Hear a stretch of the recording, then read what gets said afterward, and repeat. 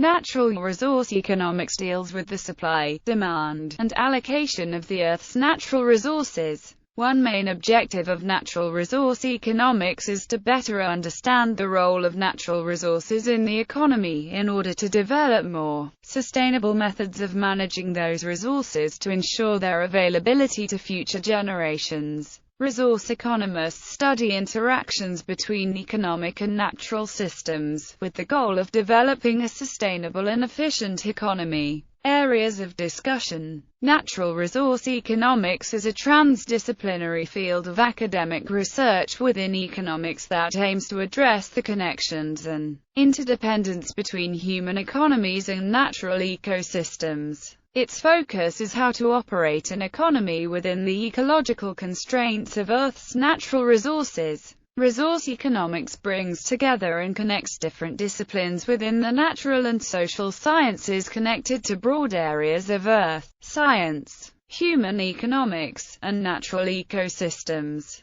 Economic models must be adapted to accommodate the special features of natural resource inputs. The traditional curriculum of natural resource economics emphasized fisheries models, forestry models, and minerals extraction models. In recent years, however, other resources, notably air, water, the global climate, and environmental resources in general have become increasingly important to policy making. Academic and policy interest has now moved beyond simply the optimal commercial exploitation of the standard trio of resources to encompass management for other objectives. For example, natural resources more broadly defined have recreational, as well as commercial values. They may also contribute to overall social welfare levels by their mere existence. The economics and policy area focuses on the human aspects of environmental problems. Traditional areas of environmental and natural resource economics include welfare theory, land, location use, pollution control, resource extraction, and non-market valuation, and also resource exhaustibility, sustainability, environmental management, and environmental policy. Research topics could include the environmental impacts of agriculture, transportation and urbanization, land use in poor and industrialized countries, international trade and the environment, climate change,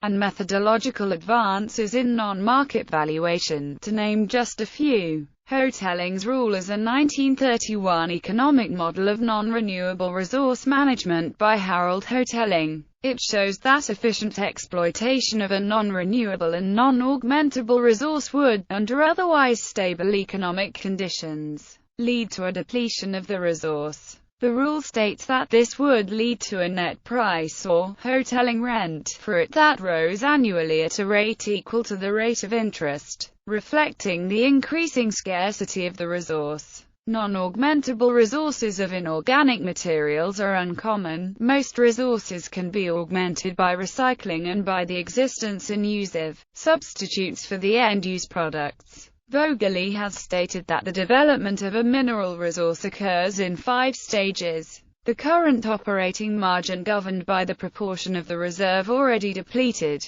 the intensive development margin governed by the trade-off between the rising necessary investment and quicker realization of revenue, the extensive development margin in which extraction is begun of known but previously uneconomic deposits, the exploration margin in which the search for new deposits is conducted and the cost per unit extracted is highly uncertain, with the cost of failure having to be balanced against finding usable resources that have marginal costs of extraction no higher than in the first 3 stages above, the technology margin which interacts with the first 4 stages. The Gray-Hotelling theory is a special case, since it covers only stages 1 to 3 and not the far more important stages 4 and 5. Simon has stated that the supply of natural resources is infinite. These conflicting views will be substantially reconciled by considering resource-related topics in depth in the next section, or at least minimized. Furthermore, Hartick's rule provides insight to the sustainability of welfare in an economy that uses non-renewable resources.